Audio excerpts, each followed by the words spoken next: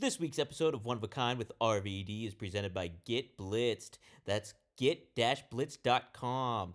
Get Blitz Let's Aid is nano-infused THC syrup, and it is a premium cannabis-infused syrup formulated with nanotechnology for fast-acting effects. And you can get 15% off your order when you head to get-blitz.com and use promo code RVD. Get 15% off. Head to get-blitz.com, promo code RVD, 15% off. It's one of a kind, baby. Right. What's up, guys? This is Angelo of several outlets, but I am here today with, it's episode 61, by the way, and it's with RVD. One of a kind with RVD. We have Rob Van Dam here. Rob, how you doing, man? Excellent, dude. Been another hot week here in Las Vegas, but I was in Montreal, and then on Saturday, and then on Sunday, I was in New York at Jefferson Valley Mall, and then lots of problems getting home, delayed flights and shit, but I got home like midnight or whatever, and dude, it's so hot here. My hot tub outside set itself to 106. Oh, my God. Well, yeah. So over here joining us, we have my airbrush artist, OG, the guy who's painted every one of my outfits. If you haven't seen, we've had him on a lot of my platforms before, plenty of them, but still get asked all the time. And thanks for being on the show, Mr. Joe Holland. Joe, how are you? I'm great. Thanks for inviting me on tonight. Absolutely. Absolutely. It's good to finally meet you. And talk about how you and Rob met and everything. Well, I had a satellite business. I had a business in the mall, but I had a satellite business at a local flea market. It was really popular. And I was rotating with some of the guys I trained, and Rob showed up that Saturday, and I had a wrestling singlet he had gotten through another source from the one he has now, and it was pretty bleak. It was pink, and they wanted to know if I could airbrush on it because he was going to be a wrestler, and I didn't take it too serious. I was just like, well, this is double stretch lycra. If I airbrush on it, it's just going to wash out. Mm-hmm. And he looked disappointed, and I said, well, let me try it. I'll give it my best shot. And the more I did work on it and worked on subsequent ones, I began to kind of dig it, and so I started adding more to it. All along, I knew they were going to wash out, but Rob was hip with that. He was cool. I tried to be light on his pocketbook back then, but always tried. Yeah, they eventually fade. So they only look brand new like once usually, and then it goes from there. But paint has nothing to cling to in that nylon, dull lycra fabric. You can try to heat set it, but if you put too much paint on it, then it feels like you got plastic and it doesn't stretch. So I know just the right amount to get on there to make it look good. But that eventually morphed into, hey, you know what? Why don't we just put you in a new outfit every time you go in the ring? That'll blow everybody's mind, And it worked. I mentioned that in the video. Hi, baby. Hey, baby. You just wear one last week. This is different. Hey, Joe. Hey, Dave. What's going on? Miss Katie Forbes is joining the action. Katie in the house. How you doing, Katie? Good. Happy to be here hanging out with y'all. Yeah, good to have you. That's cool. Really great, man. We got a fearsome foursome here going on for live. Yeah. So, Joe, you said you've done probably 300 outfits for me, huh? Yeah, and in my files, at first, all we had was like a Polaroid camera, mm-hmm. and the technology's caught up. And I would go back and save those Polaroids and trim them. And then I take pictures of, do screenshots with my modern camera of the ones I did. And I just sat down and started counting them one day. When I got to 311, I said, damn, I didn't know I did this many. Jeez. And I didn't know I did that many matches. I guess I did. I had a feeling about that. Well, if you count the ones you did during the week, yeah. Yeah, got to. My body counts them. What was I going to say about Katie?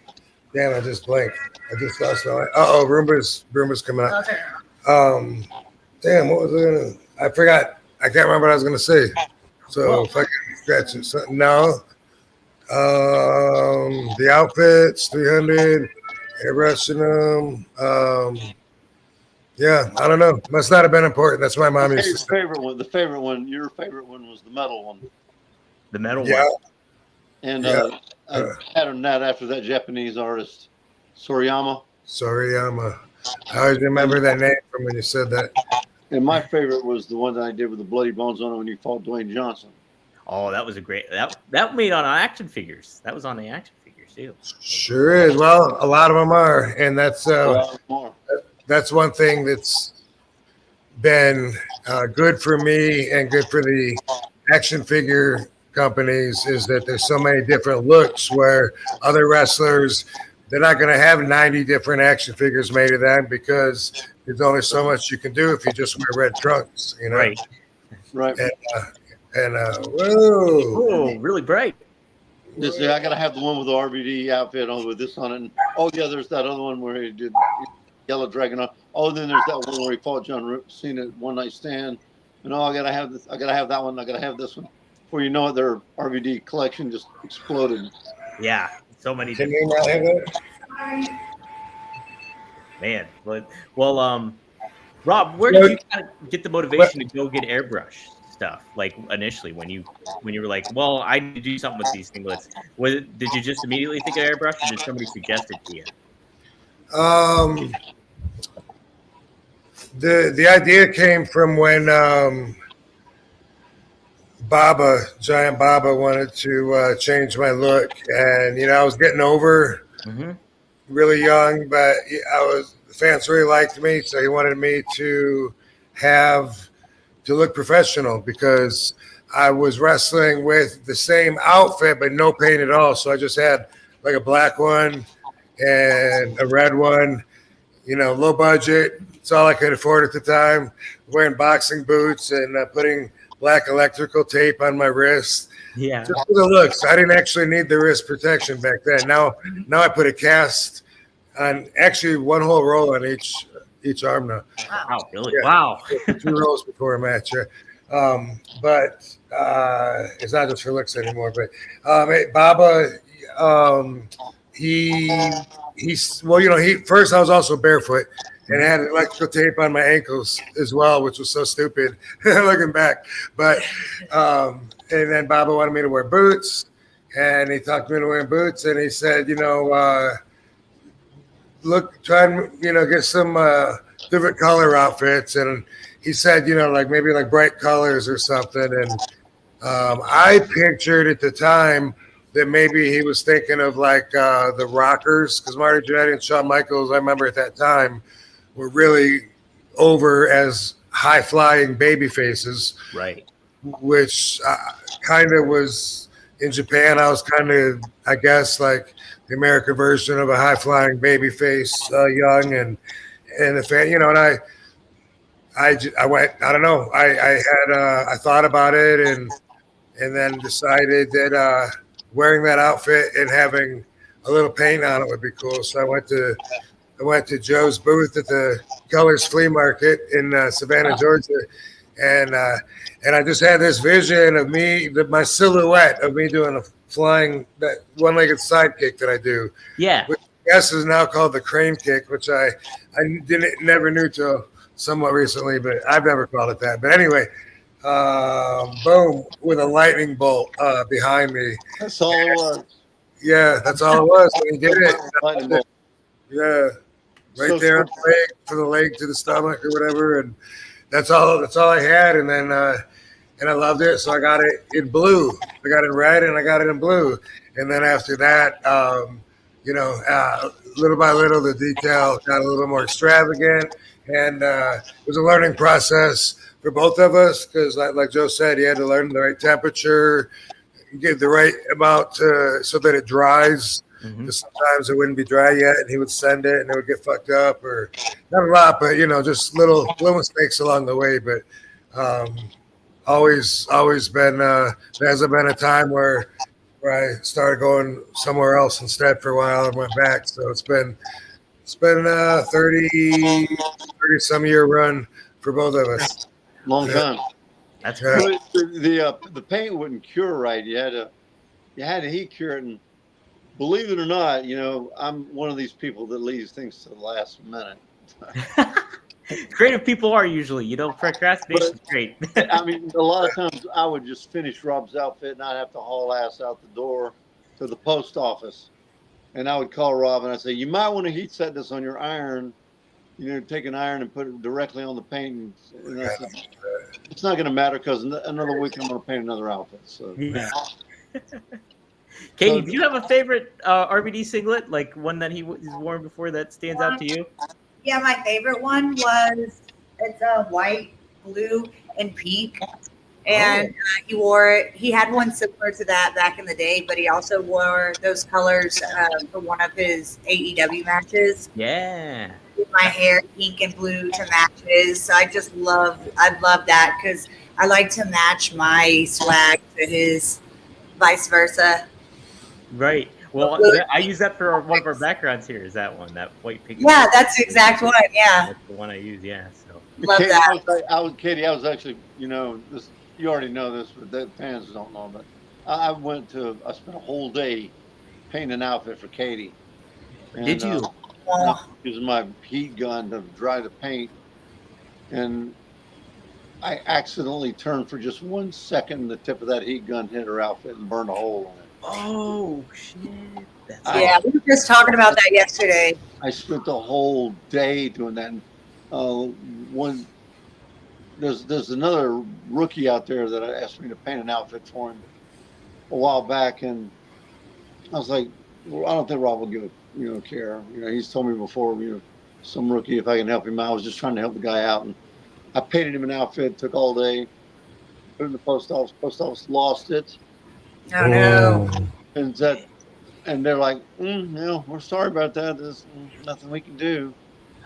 That happened to Rob twice. The one that went to France, and then another one that turned up for sale on eBay. And we managed to catch There's one story that I heard from fans. I can't remember what town, but they told me, and I've seen them also like in the last 2 years somewhere, and they were saying that they came across an outfit that allegedly I forgot in a hotel room in one place, which doesn't seem like I would do that. But when you play the odds, and if there's 1,000 matches, especially back as tired as I get, and back in the ECW days, I was eating muscle relaxers and Xanax and whatever.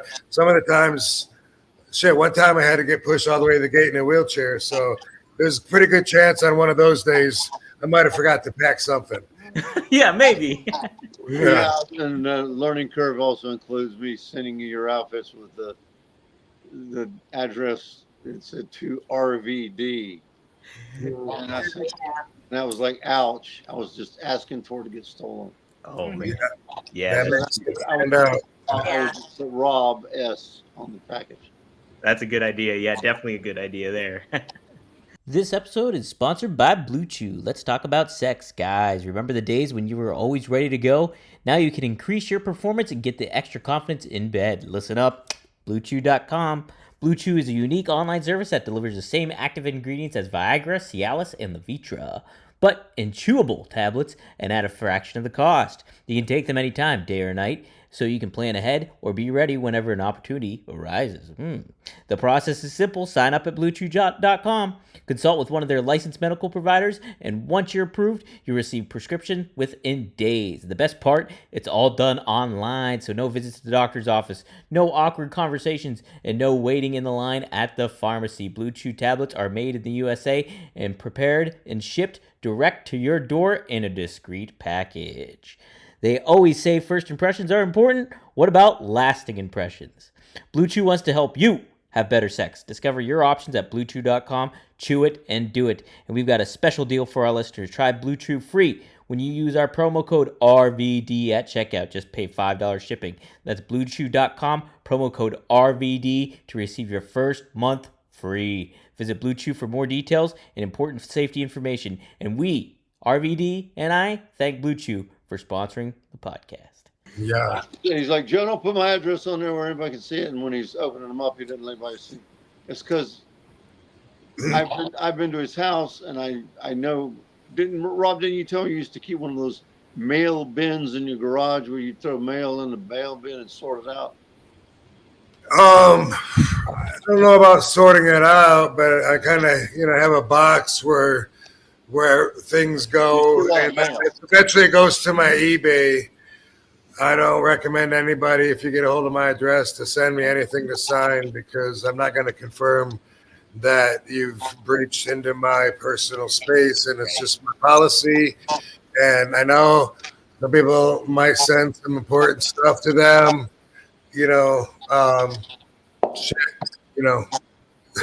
But now you don't keep your outfits in a bin like he's talking about. Like we have your outfits organized so we can look at each one. Oh, I thought he was just talking about the mail. What is that? You talking about the outfits too? Because you saw how I have them hanging up right now. Oh, you do. Jeez, I just in there. Well, I met. He's gone now, but I met. Oh yeah, no, Joe's been in. You've been in. Here's an outfit I just found. Oh wow. Okay. He's holding out. A little faded, right? Yeah, is it? Probably said that because that was the idea at one point was I'll start sending you my old outfits and maybe you can touch them, make them look new again if they're still elastic. Yeah. Wow. I'll touch it up. How about that? Hey, I have a question for you, Joe. Go for it. When the other wrestler, let's just, it sounds like Ryback. No, wait, it is Ryback. That's what I was gonna... No, all right. No, but when you started doing, before you did his outfits, I remember, you asked if I'd be okay, cool with it, whatever. But in my mind, I think that, did you put us on a conference call or no? Yep. Okay. In my mind, I thought that maybe I was talking to you and you called him, but that didn't happen. That probably comes from you talking to him on a plane one time. Gotcha. When you were going to South America. Oh, okay. Yeah, and I hadn't met him yet. And I knew what I knew was going to happen. He asked me, he was polite, I asked you. I said, what I'm going to do in his outfits looks like robots, like Terminator. Right. Like the outfit's ripping back and you see all the gears and the mechanisms on the inside. And I said, but it's a singlet and it's airbrushed. And I said, when he walks from behind that curtain, people are going to see RVD. Yeah. They didn't see Ryback, they saw Rob Van Dam. Mm-hmm. And right away, the fans were sending in the questions, how come Ryback stole your outfits? Yeah. Yeah, I really also did not think that I'd be going back or whatever, So that was in my frame of mind too. That I was thinking, like, hey, it ain't gonna. I mean, it's one of the things that makes me one of a kind in the whole industry. But I also am not one to hold somebody else back. And well, I cut that off with Ryback because I knew it was going to work. They were going to keep trying to compare you to, or compare in that vein. I said, it was your fans that said he's copying Rob Van Dam. Yeah, people get us confused in the gym all the time. All the time. Fitting image. So did Ryback end up going to somebody else then? Is that what happened? Because he wore this.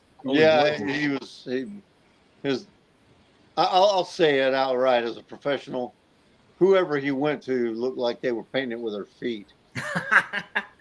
It was awful. You might make money painting things with your feet. Yeah, especially like if they don't have any arms. I've seen someone play the guitar with their feet. I believe, yeah, definitely. Uh-huh. Well, I saw an elephant painting a picture with his snout. Was that a good picture? Yeah, it was a mess, but it was cute. Yeah. Awesome. Well, also, the next outfit that you're gonna paint, you already have in mind, right? The next outfit I'm gonna paint is gonna be your winner. The contest. Oh, Hmm. let's talk Yeah. about that for a minute. And I've Yeah. got 2 more whites and 1 more dark gray. So we had a contest, y'all remember, and a bunch of you sent in your versions of coloring projects on the outfit that Joe had drawn and that we had available. And we haven't come to the full circle with that yet because in the end, Joe's going to be painting that outfit, the winner, and I'm going to wear it on TV. But I don't know when I'll have a TV match. It'll be, So well, as soon as you do, it'll be done. I was held up because I had a problem with my house being flooded. Oh gosh. yeah, I had to tend to that, but I've got the outfit and I got the paint, so I'm ready to go, and we'll have that done within, say, a week.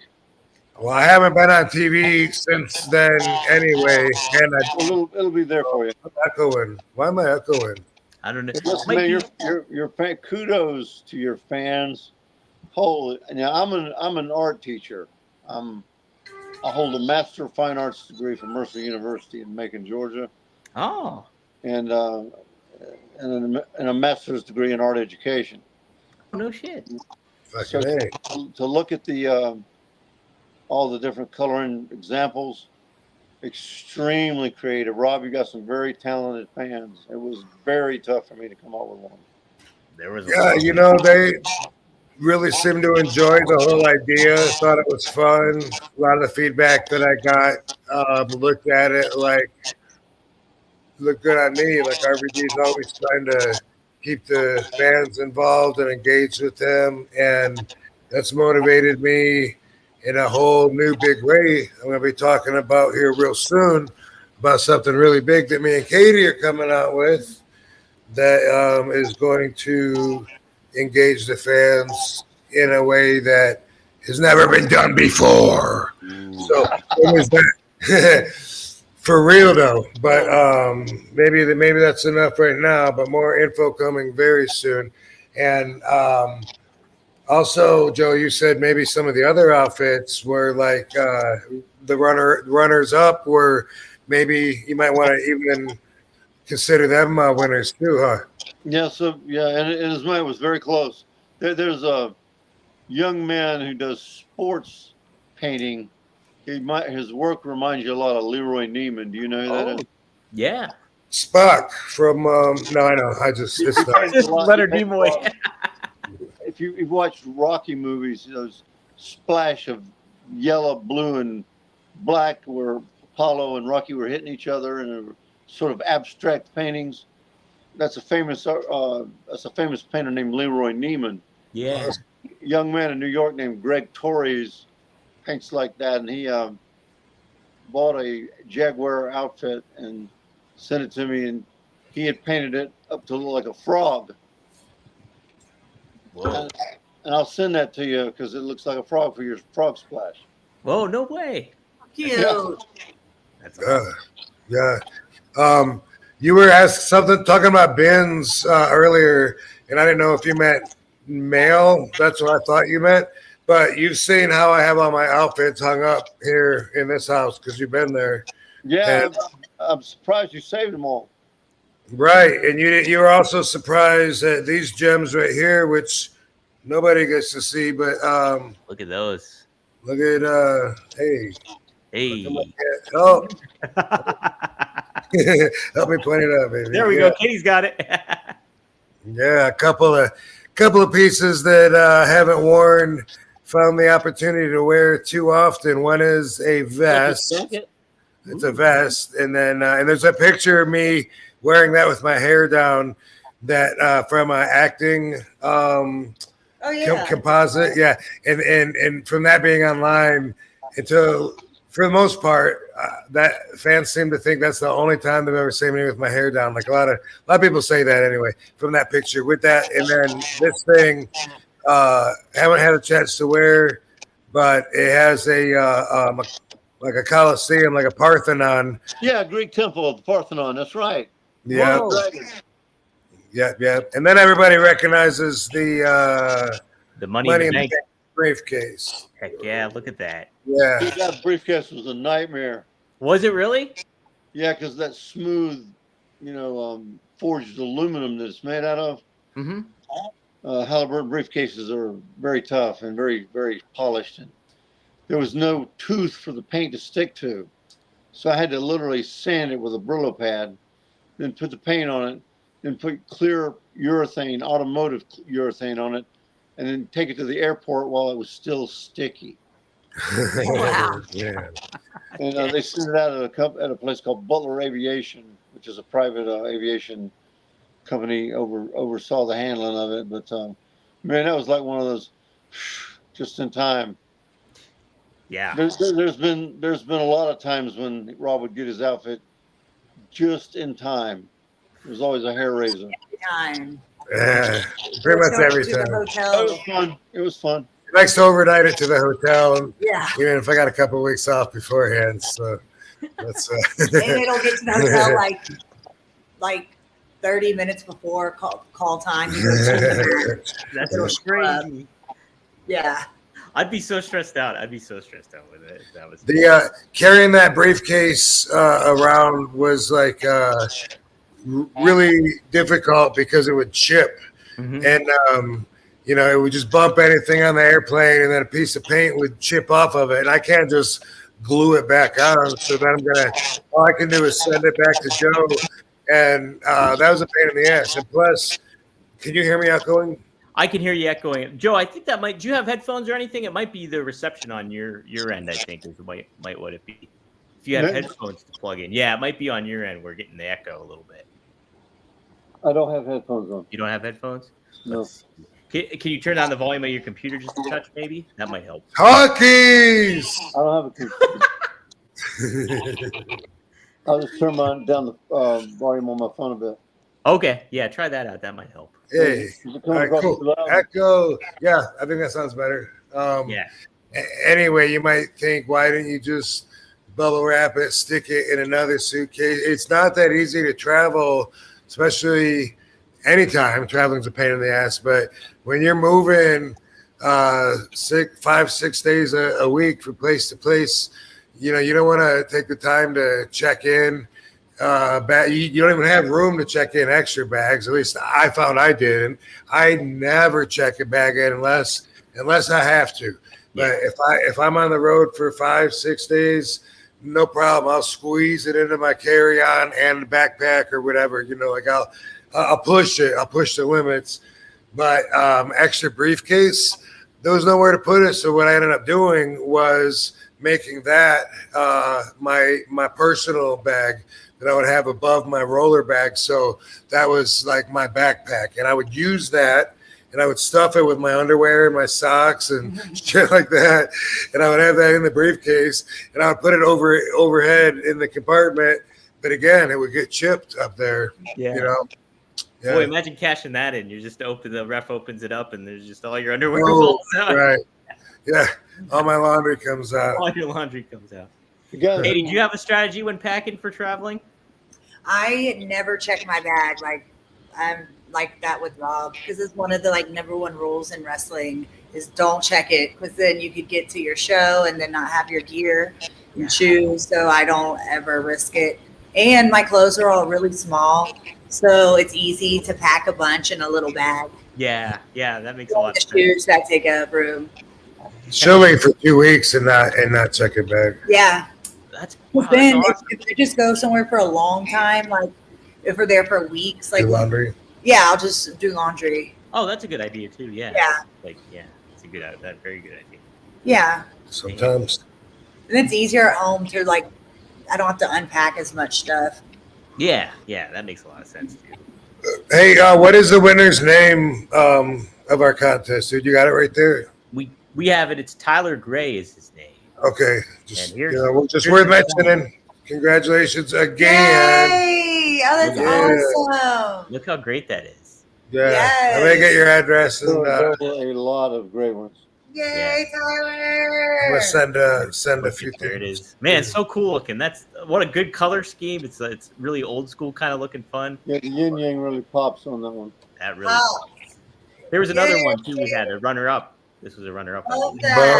And that was hard. Yeah. That goes hard. I like that as much as the other one, really. Yeah, they're really good. There were so many good ones. It was insane. First places, because if you say that, then you should have a say. I think we should both be first place. Yeah, well, and there's even more that were really, really good. But at the end of the day, it is the same design on every single one. Yeah.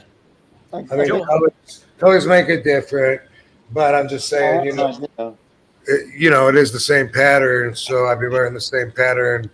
If I have like say 4, well, shit, that's like 2 years for me to have 4 matches now. Right. Once it's painted, it won't look like the same pattern though. That's true too. Yeah, I get that. As I was saying it and visualizing it, I was trying to convince myself to, but yeah, I object, Your Honor. I object. I'm gonna do some more RVD like action scenes, like with him jumping or flipping or whatever, and who knows? Maybe we can put together a really good coloring book. That'd be how great would that doing a color book? That would be sweet. That's a great idea, actually. A coloring. Yeah, I love doing that stuff. I mean, I used to do a lot of graphic novels, and I've got one in the works, but it's good. It's good practice for me. I have to draw every day. It's like practice. Yeah. I've got nerve damage in my left arm, so my left arm shakes a lot. Mm-hmm. But my right hand, thank goodness, it's okay. Dominant, right hand dominant. Well, they thought it was Parkinson's disease, but I don't have any cognitive issues or speech. Yeah, but are you dominant with your right hand? Is that where you're Yeah. Yeah. Okay, that's good. Yeah. I used to be ambidextrous because I played the guitar for like 40 years. With your feet? Can you play with your feet? Yeah. Hey, I just want to say, everyone knows that I'm creative and indeed. And I did, I come up with different moves and shit like that. But I get credit for some stuff that I didn't think of, and that this man Joe Holland actually thought of. So he's actually not only very creative, but he's been so complimentary to add to my whole one-of-a-kind persona with his perspective of being an artist. And like one of the ideas was, let's paint the briefcase. That wasn't my idea.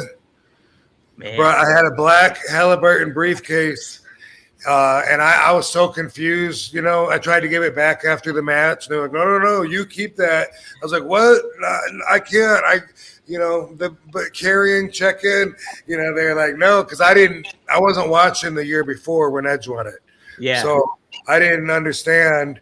And then they said, you always keep that. And then Joe was like, send that to me. I'll have it looking great.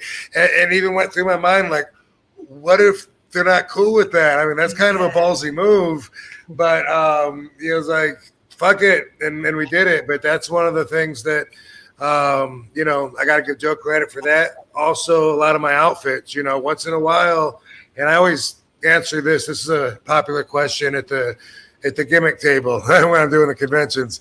People always ask, if I came up with all the ideas for my outfits. Once in a while, I'll have an idea like that first one, the silhouette of me with the kick. Or I may say that, I always had an idea, a bunch of the silhouettes like the Riddler instead of question marks, a bunch of little silhouettes of RVD. But more often than not, it'll be completely his idea, or I'll just have like a little tiny thing to start him. But most of it, he's had free reign and it's just come up with, obviously it was like yin yangs on it and dragons or whatever we started with. But so that's it too. So thank you, Joe. You're more than welcome, my friend. The outfits that I have done for you and the photographs I've taken, I've trimmed them so that, it looks like the contour to the outfit. And I have so many of those. I put them on a piece of poster board one time and fill the poster board up. Wow. That would be very cool to put all your outfits on a piece of poster board. Put the big yin yang in the center. Yeah. A word and put one of a kind on there. And it'd be cool. RVD poster of all your outfits on one poster. All of them, yeah. Sweet. Like, That yeah. was super sweet. Hey, by the way, Joe, you know that I have the outfit from One Night Stand, right? That you don't think that one's missing, right? No, the black one. Yeah, you know that one's on the mannequin upstairs. Oh, Okay. you have it. You have that one, huh, Rob? Yeah, I don't remember what one is missing. Well, except for all the WrestleMania ones. The red one. I know where it is. Oh, okay. Oh, I'm gonna get it back. Joe, is there one that you're really most proud of that you designed, that you were really happy with, that you made on your own, that you came up with? No, it's just fun, man. Yeah. Yeah, like I said in that first video with Mean Gene, I said my favorite part's when Rob gets it. Yeah. Because he'll say, "Hey, Joe, man, this totally kicks blank, blank," you know. And I think if I had to say my favorite one that got the biggest response from Rob was when he went to Japan and he opened up the Ghost Rider outfit. Oh, sweet. Yeah. That's badass. That's a badass one. Yeah. I think he freaked out when he saw the Ghost Rider outfit. That's great. And we're always pushing a little bit with the copyright and intellectual property stuff, but if it's not directly in line with what we're borrowing the idea from, they can't really touch you. Yeah. Yeah. Yo, Rob, we're going to take a quick time out just to say that this week's episode of One of a Kind with RVD is presented by Get Blitzed. Get Blitzed Lit Aid Nano-Infused THC Syrup is a premium cannabis-infused syrup formulated with... I like the Iron Man one in TNA that you wore, too. That was a pretty sweet. That one was fun. That was fun. That was a good one. That was a Well, with Rob's flying off the top turnbuckle, you know, that's you see Iron Man, you know, flying over. Yeah, heck yeah. So, Joe and I were talking about this earlier when I called and asked him if he was going to want to come on tonight. And we were talking about this. I was in WWE later, and I tried to wear that Iron Man outfit. And this was live TV, you know. And so my opponent's already in the ring, and I'm waiting. I think there's like a little commercial break. Little 2-minute commercial break or something. And then after the commercial, they're going to play my music and walk down. The opponent, they do that a lot of times. One guy doesn't get an entrance. You start and he's already in the ring, right? So I'm waiting, and I'm in gorilla, like right about to go through the curtain, you know, fucking. And then Dean Malenko goes, "Hey, Rob." He's sitting at the table with the agents. He goes, "You got another outfit?" And I was like, yeah, why? Because like they never have an opinion, you know. But I was why? And Dean goes, "You got one that doesn't say TNA on the leg?" And I was like, no. Like my heart like sank, and I was like, "Oh no, but I gotta." And then he said, "Well, go get it." And I was like, "Shit!" And I was like sprinting from Gorilla down the hallway all the way to the dressing room. I don't remember what town it was in, but I was like, bump, you know, like, oh no, you know, like my music's probably playing right now. And I, you know, I did have another outfit in my bag, so I was able to switch and run right back. But I was so worried, and Dean was just calm as could be. He thought it was funny. Yeah. And nobody was worried, as a matter of fact. You know, I guess they all knew I was going to make it. I don't know. But I was the only one that almost had a heart attack. But I would have been the one that got the heat. Yeah. No one else. But it was so scary. Rob, Yeah. And I did that one time. I happened twice. I'm not sure if the other one was on TV or if it was a house show. And I didn't realize that it said TNA somewhere on it. And, you know, or maybe the other time I might have actually even worn it. Or maybe I noticed it. I think the one time I noticed with one other outfit. It was hard to notice. I know what outfit it was too. It was a gray outfit that had like a kind of colored checkers, kind of. I don't know. It's hard to describe it, but it said TNA on it. Oh, I like the outfit, Joe. There was a bunch of. It looked like sheet metal. It was around the time of that Soriyama when I was in ECW, like '97-ish, wrestling the Eliminators. Yeah, it was like sheet metal, like layers of it that was like all pieced together, but the iron burnt a hole in the leg. Oh, dang. Yeah, that's always my thing I'm scared of stuff. One time I yanked back. It's a heat gun, like you peel up floor tiles with. I wore it anyway. You know, it just eventually ripped, of course. That sucks. I'm sorry. No, I was just thinking about that. I like that one because it was like I was just getting into the whole hardcore stage of my career. You know, like just getting into the ECW vibe with that music and all the adults and all that. And so, you know, I was extra digging it. Like, yeah, you know, this is boom hardcore, just like you always do. You know, but. That was one of mine I was thinking of. That was actually one of my favorites.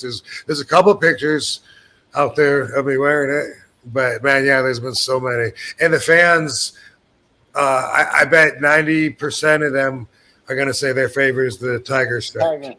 Oh yeah, we already had somebody. That was a super chat actually. Somebody said, let's see here. I think it was Mr. Marijuana said that. Let's see. Oh, I lost. Rob, do you remember the white tiger I did for you with the blood all over it? The white tiger with the oh yeah, the black outfit. Yeah. You know what? For some reason, that one is held up. Like really? I wore that. Yeah, I wore that. I know I wore it in Ireland 2 years ago. It's still the paint still looks new on that one. Wow. It was almost like I thought I found it. Like, did I ever never wear this or something? Like, didn't even fade, and it was still elastic. So it's one of my better condition outfits. Except for probably the ones you started making again when I went to AEW. Well, yeah. So Mr. Marijuana says, I love the tiger stripes. Got a signed RVD elite figure, that elite figure of it. So nice. Rob was talking to me one time on the phone about an outfit that we were trying to come up with an idea. I said, you got any ideas what you want? He says, no, not really. You know what I like. And I said, well, it's around Easter. How about I put a bunch of chickens and bunnies on it? We can do better than that. Like, we can do better than that. He just laughed. I wasn't going to do it, but it was funny. So. That'd been a unique one. That's I've got your sense of humor. Yeah. I think my favorite one was the Jaws one, the shark. I love the shark one. I think the shark? Yeah, that was a cool one. Do you remember doing a shark, Joe? I don't. No? Do you? Oh. You may have to take me a minute. Like I don't know, dude. I think you got me mixed up with Shark Boy. The Shark Boy? No, there's a Jaws one in ECW you had. Shark Boy. Shark Boy's going to be our guest next week. That's our teaser. That's our teaser for it. That's funny. Oh, I found it, Rob. Hold on, let me see. Found the shark? I know what he means. Yeah. It was the outfit I'm wearing in Belmar. It's gray. It's got red paint on it. There's like blood on it. Yeah. Hold on. I'll pull it up. Because I wore that at that Belmar outdoor show in New Jersey. And there's pictures always floating around of that out in the hot sun. And it's a gray outfit. It's badass. I'm gonna probably shortly after that, I said, hey, we got to do something about the ball sweat and butt sweat on these gray outfits. Oh, yeah. Outfits, but I remember when the fan held up the poster that said RVD has butt sweat. Yeah. Somebody had a poster that said that. Yeah, they did. That's when Rob started wearing the bike shirt. That was a thing. That was my heat for a minute in ECW. I did not know that. Here's the Jaws. There it is. All right. We owe you an apology. I like that. Definitely did the Isn't shark. that sweet? That is. That's damn. Cool. That's a badass one. Yeah. Yeah. Fuck. It's probably my signed number it. Mm-hmm. I must auction that. Yeah, it's because it's all signed and stuff. Mr. Marijuana chimes in. Rob is like me, smoke, drink, and got to keep that hydrated. And then he also says, thank you, Joe. Rob's right. You are an OG. Respect. And then on top of it, Seth, who wrote the music video there, or who wrote the Rob song there, Joe, he's like, what's up, Van Dam fam? Hi, Kate. Hey. What up, Seth? Does Joe take album art commissions? I should have him hit up for a little higher. He wants an album cover maybe made if you could do airbrush for that. You take commissions, Joe? I can once my house is finished. Once his house is all finished. Well, cool. And that's not far away. That's not far. Okay, well, there you go, Seth. We'll, Joe paints cars and boats and fucking motorcycles and helmets and all license plates, everything in between. Wow. And a few other celebrities, too. Yep. I'm not the only celebrity that Joe has. In fact, Rob met one of my celebrity friends when I was doing work for him when he was in Washington, D.C. This will blow your mind. I used to work for G. Gordon Liddy. Oh, I know that name. Well, how do I know that name though? He's the Watergate burglar. Oh, okay. That's how I know. Okay. And then Rob was working on 18 Wheels of Justice with the TNA network. Yeah. And they met. Wow. How about that? That's wild. Yeah. Good times. Yeah. Oh, wow. Yeah. Sweet. So he was one of Nixon's cover-up dudes. On a lot of stuff. Man, craziness. Rob's a very eclectical guy. He likes to he puts up with my love for going after flying saucers and all kinds of stuff. Yeah, we talk about aliens and stuff like that here too. Yeah, that was fun. That was a lot of fun. Yeah, Joe can hang at that conversation for sure. No doubt. Absolutely, I love it stuff. It's not that far. Well, hey, Voodoo Vic says too that he's wearing the new RVD hat here. So he says zooted while wearing the RVD hat. So check it out. There it is. Nice. Thanks, Voodoo Vic. Yeah. So there we go. You can get yours at onesport.com. Check it out. I'll wear it right now. Why the heck not? So, yeah, guys. Me again? Yep. So One of a kind. Oh, cute. Love that. So it turned out really well. So, yes. Go to onetruesport.com. You can order your guys' too. But onetruesport.com. Onetruesport.com. Your RVD hat. They're good stuff. Cool. I need Joe, wanted to see what else, like, how does the process go for you creatively when making these things? Like, where do you get inspiration from? I know you use RVD's influence and stuff like that and what he likes, but where do you creatively get the ideas to come up with, like, all these different... Well, I know what he likes, and the repertoire of what he likes is dragons, fire, what it feels funny. So what I do is I pick either I'm going to do a white outfit that's going to show off his tan, or I'm going to pick a black outfit that's for like a night show when he's wrestling somebody. I have no plan. Yeah. Every time I put his outfit on and I start painting it, I just start. If you can believe that or not, I just start from nothing. No, I believe that's how an artist works a lot of the time. It just shoots from the hip. I think planning it slows me down. Yeah. That's awesome. That's awesome. A lot of times I'll put like a lot of graphics on there if I'm in a hurry. But when I put a lot of pictures, things like I did an outfit for Rob when he was in TNA that was a blue outfit that had a bunch of smoking skulls all on one side of it. Mm-hmm. And that one was really cool. He wrestled Jerry Lynn in that outfit. Oh, shit. That's great. And, well, if I get a chance to get all these, and I will, I'll get all these pictures that I've cut out together and do them on a paste board. The fans will really dig that because they'll see just how many outfits are all overlapped, and there's a ton of them. How do we monetize it? Make posters. Them posters out. Oh, that's right. And sign them. We both sign them. Make posters. Me and Joe sign them. Boom. Yep. Bring it. You and I have never done that before, but that would be fun. That's great. We talked about a few things that we could both sign, and I'm always fucking game. Definitely, if it helps you out, after. Hey, Joe, what?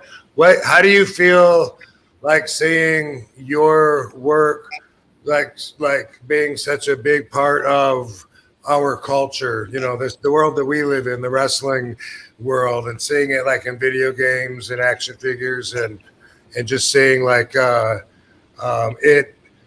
Like, do you look at it like it's a recreation of your work and not the one that you did? It's a rush. It's a lot of fun because on a lot of graphics, I do incorporate a lot of the dynamics of fine art. I really do. There's a lot of Picasso in your stuff. Hey, nice. And so if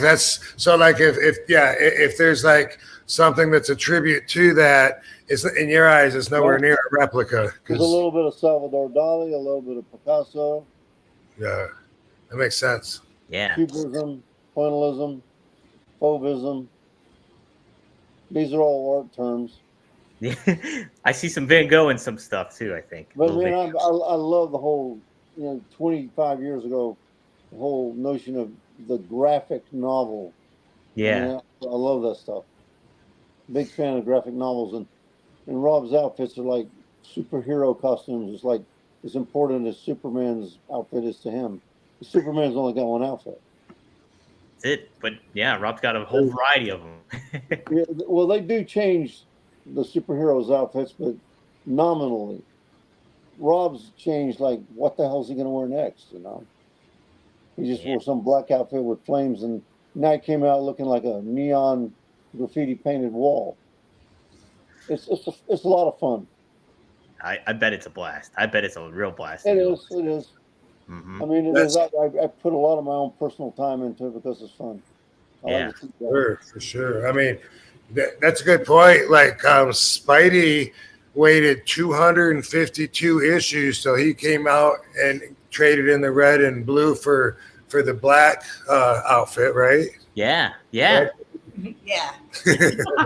Right. I have that issue, by the way. Do you really? Ooh, that's a good Spider-Man comes back from the Secret Wars with the new outfit, and I have the action figure. I think of that. It has the comic cover of Amazing Spider-Man 252, and it's like a replica of that. I saved a couple. Most of my action figures and stuff didn't make the move.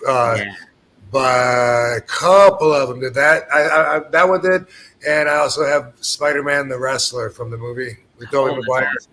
Yeah, that's awesome. That's a good I love that part when was that Tobey Maguire when he was wrestling Macho Man.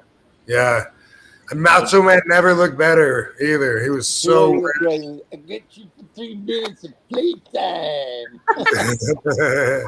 Yeah, I love that scene. I loved it because that was a story that I grew up on, and I've heard that story for decades. And then actually see it happen in live action. That's so up to date that it's super cool.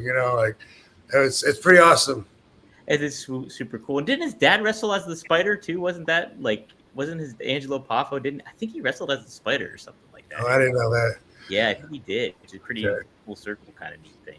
But yeah, that's a good point though. My outfit is just like a superhero's outfit, and like a lot of my peers have reinvented themselves over and over and over again, for better or worse. Like a lot of people think that's awesome. Like Chris Jericho, if you look at him every few years, he looks different, has a different look.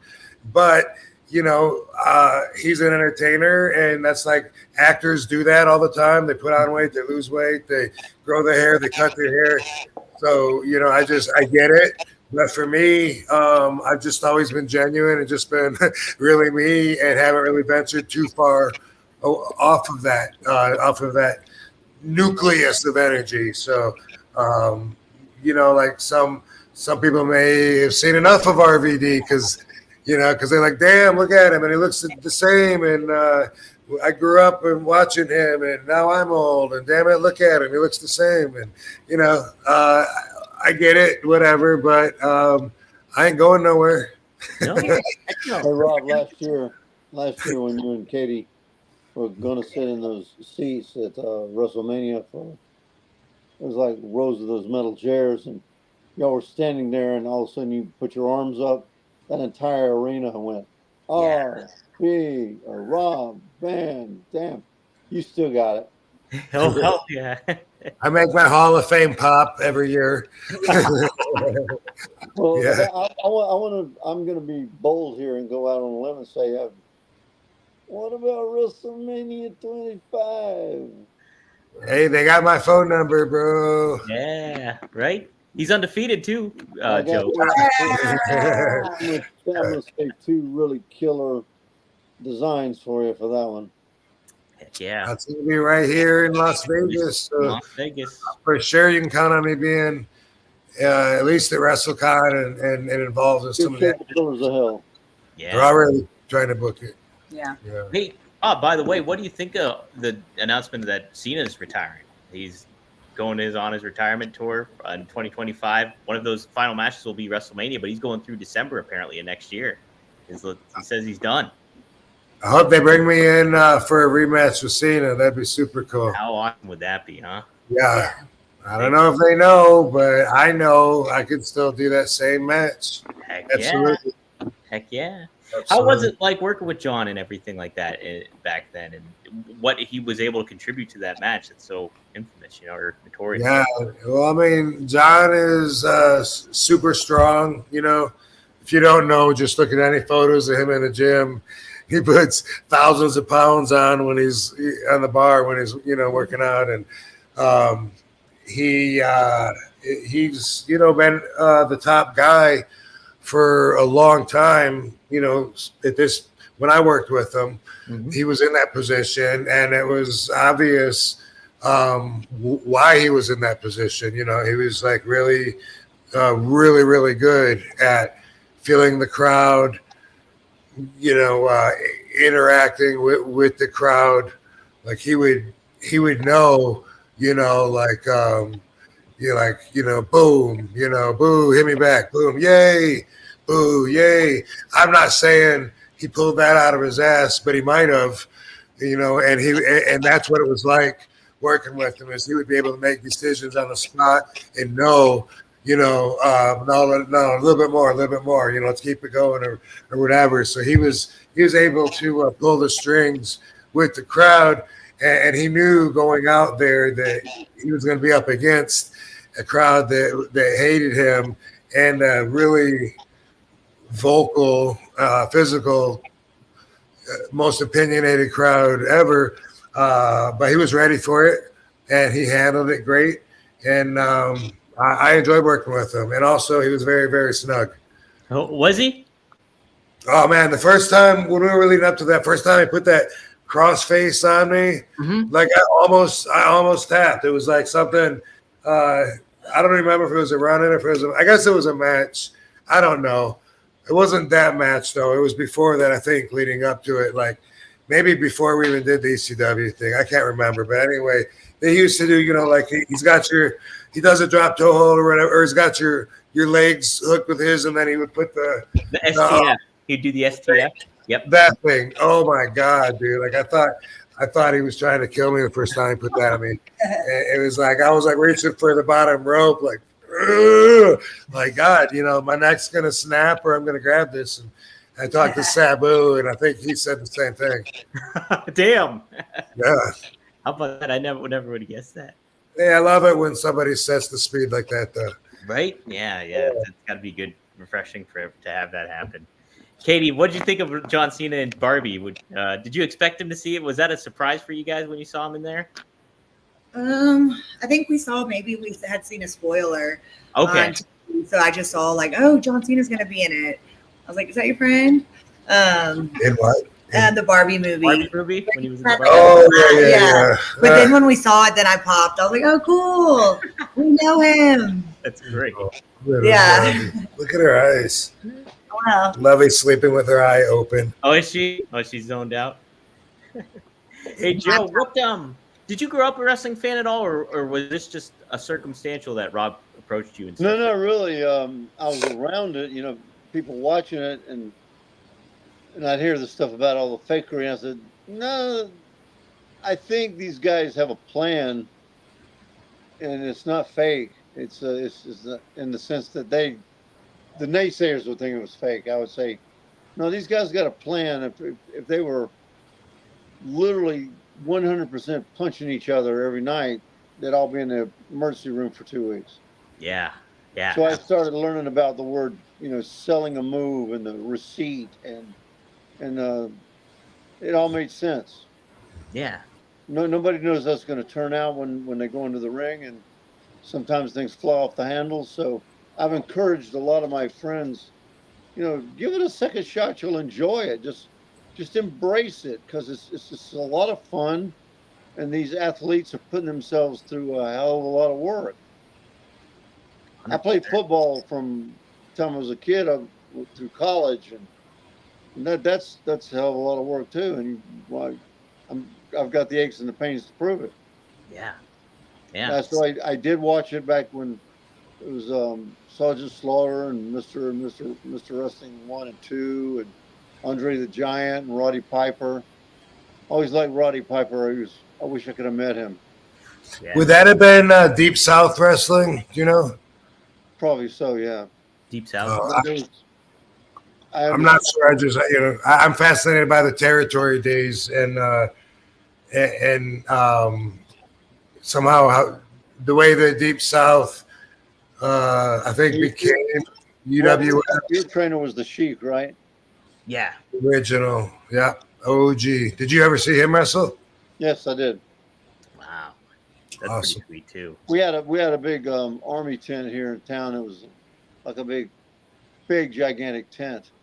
It had a ring in it, and it was owned by a famous boxer from Savannah named Gordon Lott. He was a prize fighter way back in the 1930s and 40s, and he had a amateur boxing there, but he also had wrestling matches there. Really gritty old school stuff. Yeah, can't beat that. Peanuts all over the floor, beer everywhere. Yeah, those are the best. Those are the best venues. Like, Yeah, it was a lot of fun. no doubt. Ghost Malone says, "Hey fam, when's the next time you're coming to the D? We got shroom dispensaries now, Rob. First time's on me. Is the D Detroit? Detroit? I think he's. Oh, that's a good question. I think Detroit. Yeah, probably Yeah. so. Mm. Of course. Yeah. I guess that would make sense. And don't know. I mean, I did Astronomicon 6.5, and then I did, I don't know if it was 7 or 8. I think I did 8 or whatever. Those are the last 2 times that I've been in Detroit, and I don't have any plans of it right now. But I realized when I went to Astronomicon, like, it had been a long ass time since I'd even been to Michigan. Really? Yeah, they're just, I don't, I got a very few people that I even keep in touch as far as friends and no relatives there. So, there's not a lot of reason unless business brings me there. And I always feel like I got a million opportunities. Like I can't imagine feeling like, oh no, what am I going to do? Because I always have so much shit to do. And I always think just as a possibility, an option on the table, not something that I'm putting together, but that would be a place going back, like to my hometown, for instance, to get support. Like if I wanted to have, say, a marijuana dispensary or whatever, if it's in Battle Creek, Michigan, I could see where it would have an advantage over other places and over other dispensaries there. And, things like that go through my mind. But other than, it's always home. That's where I'm from. So that's why I always make sure to stay true to that when I am announced to the ring. That's when my history starts. So that's not going to change. But, there's not a lot of reason to go back there. Yeah. If there's some sort of reason to then do it, but it's the way to handle it. We went back here though and did a tour of your neighbor. Went to your high school and did a tour of his old neighborhood. Yeah, I wrestled, I think it was September 30th at the Kellogg Center Arena, where I used to go and watch WWF when I was a kid. So that's pretty cool. That's all. Is that where you wrestled Matt Riddle, or is that somewhere else? That's somewhere else, but that is where I kissed Ed DiBiase's foot. Oh, that's right. Yep. Mm-hmm. You still want to kiss me after that? Yeah. Rob. Brush your teeth a lot since Brush, then. he's good. He's in the clear. Yeah. Wow. Yeah. Rob, Yo. question. Yeah. How did you know Joe C? I knew Joe. Okay, so I met Joe C. At a show in Detroit. Maybe it was in Taylor, somewhere around Detroit. Probably Taylor, Michigan. And Pee Wee, our referee, was a friend of mine. We always liked smoking, so we'd usually hang out and smoke behind the arena or whatever. And this was during times when the business was still protective, closed doors society. It was like, it was still coming out of that, but me and Sabu and everyone still tried very much to keep that going. Sabu used to beat people up that were in the dressing room, and, seen it so many times to throw them out. And here Pee Wee has this little fucking kid. And I was like, hey, you can't be back here, dude. And I think first maybe it was the kid by himself, and I said, "Hey, you can't be back here, man. What are you doing? Get out of here. We're get out." I kicked him out, and then a few minutes later, he was back there with Pee Wee, and Pee Wee was like, "Rob," and he said, "Hey, you kicked him out," and I was like, "Yeah, what are you doing, man? Don't bring him back here." And like, what? You're not part of the show, and he's like, no, hold on. He's not really a kid. And I said, what do you mean he's not a fucking kid? Dude, beat it. And then, I mean, I thought it was a kid, and then Josie looks up at me, and he just, as an adult, said to me, yeah, no shit, for real, man. I'm 26 years old, but I got this thing that's fucked up in my digestive system, so like I can't eat, I don't grow, and I always look like this. And I knew it wasn't a fucking 10-year-old talking to me like that. And all of a sudden I was like, whoa, what? And he loved to smoke, and we became friends. I was always wondering that. I never asked you that because you told me one time that you were going to his funeral. Yep. And so I've never followed that up. It just popped into my head. Yeah, we became friends. He liked to smoke, and he was touring. If anyone doesn't know who we're talking about, Joe C with Kid Rock. He had that line about 3 foot tall with a 10-foot dick or whatever, something like that, in the Cowboy song, right? Yeah, I think that's it. Yeah, I think it's Cowboy. I think so. Sing it for them, Dom. I want to be a cowboy, baby. But yeah, he had this disease, and he couldn't eat. I know someone else is like that too now, but he had the little thing in his stomach, and he had to plug himself into a machine, and that's how he would eat. And one time he was in LA for the Grammys, I believe, one of those awards shows. It was the Grammys, and Joe, I can't remember if we picked him up or what, but he came down to my house, which was way far from Hollywood. And he always liked to get away from the glamour and glitz, the excitement. And I always thought, man, he doesn't understand. Like, he's blowing up right now. What's he doing? And we used to always have that kind of a relationship. Like, if I showed up at his concerts or whatever, he'd be wanting to hang out with me and smoke and talk about wrestling. And people would be like, hey, MTV wants to interview you over here. And be like, man, I just did an interview, and I'd be like, dude, this is MTV. This is huge. And, I'd say, you're big when you've been on The Simpsons, because he was on there. Oh, cool. And he said, no, you're big because you're big when you're when you made an action figure, because And but one time when he was at my house, which was easily an hour from the Roosevelt Hotel where he was staying, and he's talking to us stories. We're smoking. JMC was with us, and man, he's talking about Puff Daddy. He was talking about hanging out with Puff Daddy and J-Lo up at the Roosevelt Hotel, and they wanted him to stop back by, but he really didn't want to. He needed a break from all that. And I'm like, dude, you're blowing up, dude. You're going to be making so much more money. You got to ride that wave. What are you doing?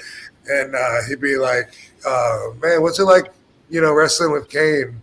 But anyway, he starts fading, and he's, I've noticed like he's starting like nodding out and shit. And, I was like, Joe, you all right? Huh? Yeah. And asked him a couple of times. And finally, he tells me that he has to be plugged back into that machine by 10 o'clock every night. And it's like, what? Dude, like, it's like fucking like 10 to 10, and we got to go through LA traffic and shit. And we put him in the car, and we raced, trying to go all the way back up the roads to there. We were like as fast as we could, and traffic sucked and shit. I remember kept turning back and checking on him. Joe, you okay, right? He'd be like, yeah, I'm still good. But he was like faded. And then we were like, oh my God, dude, we're going to kill Joe C. Like, what the fuck? Wow. Yeah. And one thing I'll always remember, we finally got there and he let him out across the street, and watching that little guy run across Hollywood Boulevard, even that late at night, like he looked like he was so scared, you know, and it made me realize, like, wow, being that little, you probably cars don't see you or whatever. Like, I could just tell, like, he was, even though it was said walk or whatever, I could tell it stuck out in my mind. Like, wow, you don't even think about some shit like that, about how vulnerable you are for lots of reasons being that small. But anyway, he made it back and he lived till he died. A lot of good stories there, Rob. Man, that's a great story. Yeah, That's what we do here. That's what we do. That's what we do. Yeah. Well, guys, I'm fixing to have to go. Thanks, Bye-bye. Joe. Thanks so Bye, much, Joe. dude. Good to see Joe. you. Yeah, my German shepherds are hungry. I gotta go feed them. Hey, Right on, man. nice Appreciate meeting you you, brother. hanging out. It was a Appreciate you hanging blast. out. The fans do too. Yep. It was a Good to blast. see you, Thank Joe. you very much. Man, keep being you. Say hi to Wendy and have a good night. I will say hi to Wendy. Awesome. And the See you, dogs. Joe. Good night, everyone. Night. Have a good night. Thanks, Joe. Bye. Cool. Well, that was great. Jesus. Yeah. Yeah. Good unexpected surprise to have Joe here. I like. So it Cool. seems like a good dude. He's got cool Yeah. stage too. Yeah. And he does Elvis impersonations. I was wondering. I was gonna ask. Katie, talk about, you got a fight coming up, right? It just happened. I just had a boxing match. How'd it go? It was awesome. I killed it and did so much better than I even knew I was going to do. And it was, well, I'd been training for a long time for it, but it was really awesome. I went to sleep really proud of myself, and Rob was proud of me. And yeah. They call it hotboxing, but for a few different reasons, but they literally smoke the ring up. So they have like, I don't know if it's a kind of like a leaf blower gimmick with a big bowl and a big, you know, quarter pound of weed in it or something, and it just, and like Yeah. I'm going to post some shit. I just realized that, like, I never post on Instagram, and I Yeah. wrote that down today on my to-do list. Like, a lot of pictures I take are for a YouTube video that I'm gonna someday edit, even though I'm way behind. But I'm like, you know what?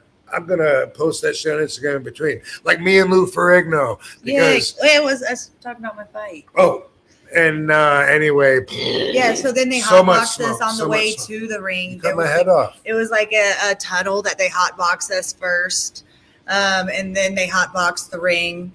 And but I was like, I'm definitely prepared for this. I'm used to living with Rob Yeah, and being that's- smoked out all the time. Look So at constantly. yeah, so the weed, that part didn't affect me as much as I thought it was going to, because just even being in the crowd, like, it was just in your eyes and your throat, like there was a lot of weed. But I also train in a sauna, so I'm used to working out and not being able to breathe and just keep going. So I felt really prepared, and it was so fun. And now I want to box more. What was the training process like for you getting prepared? I trained, I train every day in the sauna. I do a boot camp in the sauna. Mhm. And I do CrossFit every single day. And I'm used to doing all sorts of different kinds of fighting. Like in high school, I started doing boxing and jujitsu. Then started training in wrestling after that. So I just brushed up on my boxing skills and brought that out. So it was fun. Man, that's great. So you have itch to do it again too, huh? Yeah. That's awesome. Yeah. I love doing all different kind of fighting. And then this one being boxing mixed with marijuana, like our two worlds fighting and weed. It was just so perfect to be a part of. What And atmosphere Godfather was pretty there cool there? too. What was What? that? Oh, I said go ahead. Godfather was there. He was one of the judges. Oh yeah, Rob was saying that. Yeah, and I had the judges voted 3-1, 3 for Katie. Really? Yeah, That's awesome, man. So you ran it. You ran the gauntlet there. yeah. What was I gonna? Oh, how was the atmosphere too? Just the whole look and feel of the whole place. It was cool. It was outside at Nuwu dispensary, and it's like a lounge. And there was a lot of beautiful women there because it was a lot of marijuana influencers. Mhm. And there was ring girls, Midgets. midgets. There was a midget match. There was beautiful ring girls. I was the main event, the only female match. And it was a lot of our friends and people we've met before in the Vegas stoner world. So That one Johnny Fairplay looking dude. You know who the play is? Mm-mm. Okay. Was he one of the judges? No, yeah, maybe. No, you know the guy that wears all the rainbow colors. And Oh, his name's Man Boy Mafia. Okay. Yeah. But it was just people we know, and Sabu was there. Heck He was yeah. there with Rob, so that was cool having his support. He was like, "I'll bring you a chair," and he did. I was like, Yeah. "I'm like boxing." Yeah. He didn't want to go up with me up to the stands because he was like, "No, I told him I'm gonna bring a chair," and then I was like, all that sugar one from the crowd, the Chinese one, and they're the exact same. Are they the exact same? Are they like this? And then after he finally saw it, he was like, "Oh, okay." Yeah. And then he went up there. Yeah. So he was there. He literally had my back. Yeah. What else? Any more highlights of the night? I want to add this. My Danny Croffett, my peer, my fellow All Japan wrestler. He was older than me, so he used to he used to have these like one-liners and stuff. And he would always make us pop, kind of like the Malenko. But also, anyway, this one, he had a French Canadian accent, and I heard him say this quite a few times. One time he was talking about the Shamrock Girl, I think the first time. But anyway, he goes, "She couldn't wrestle, but boy, you should see her box." Talking about who? Anybody. Okay. It's a joke talking about a vagina. Oh my gosh. That took me a second too. Yeah, I didn't get it. Okay. That's sounds like a Gene Okerlund joke. And then this girl was walking, this guy was walking and he was carrying a box like of merch to his table. And there was a girl by him and he said, "Nice box." And the guy's like, "Thanks." And then he's like, "Oh, I was talking to her." Yeah. Yeah.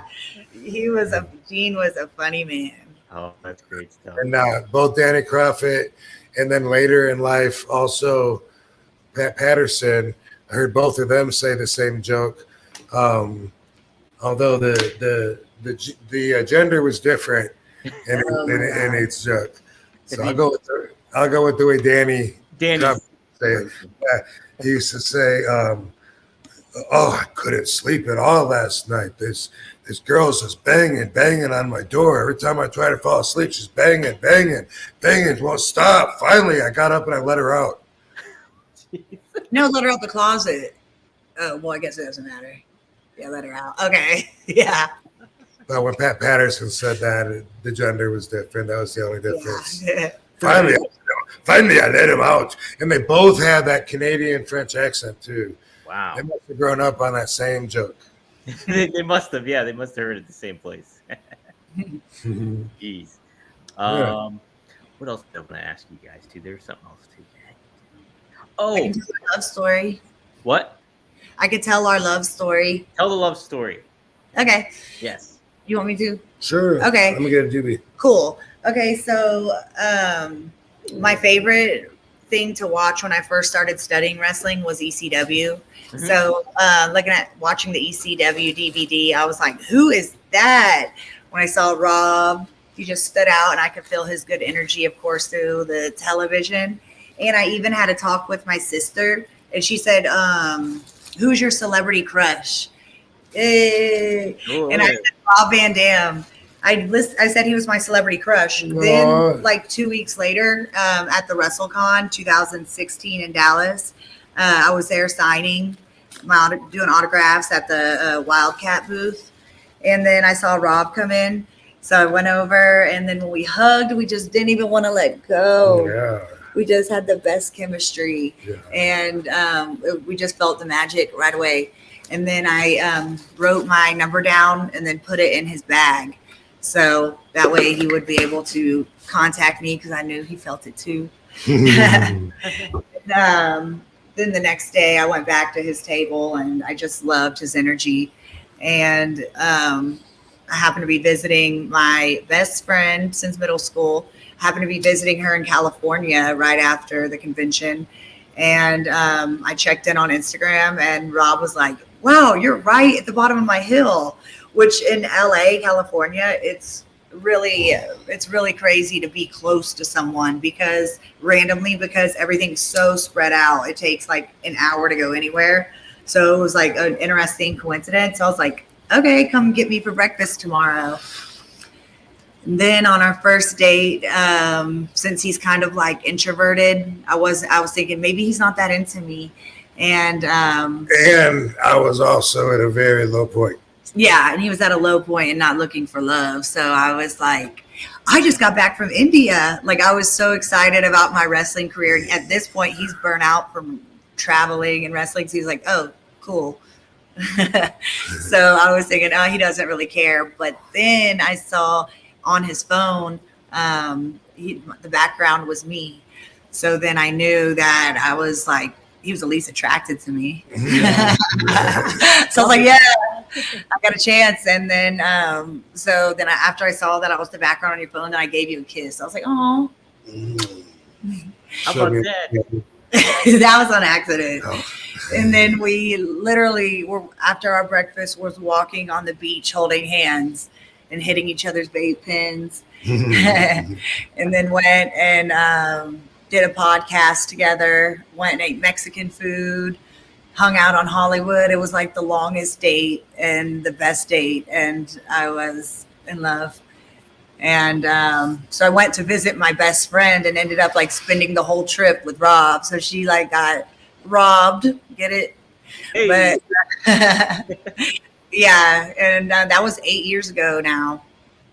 Does it feel like 8 years, or has it like flown by, or feels like what's it kind of feel like for you guys a lot of the time? Well, I don't know. I guess both, because even just since I've been into wrestling, it's been 10 years now. Mm-hmm. So the people that I met when I first started are like, they don't even look the same. So even just like when Rob and I's relationship started, of course, it was like so different than what it is now because of just evolving as you do. Like I was 25 and he was 45. So, and also where he was in his life and I was in my life, like a lot's changed. Mm-hmm. But then also it doesn't seem, I don't know, like a lot's changed. So it makes it seem like it is a long time. But then when I look back, I'm like, wow, it's almost a decade. Right? It's that is crazy. Mm-hmm. But we also sleep 12 hours a day. Mm-hmm. So that makes time go faster because we've been asleep half our relationship. Man, yeah, you guys get some good hours in then. That's 12 hours. Yeah. We've been asleep 4 years out of the 8. 4 years. Wow, that's crazy to think like that. Some synchronicity that I want to point out, because like whenever I'm telling stories on here, I always think about, dude, and that's the one I just mentioned. Like, oh, they're always connected, you know. Mm-hmm. So we went and did this podcast on our first date. Mm-hmm. And I was invited to the podcast by Amy Webb, I think is her name. Okay. No, Alicia Webb.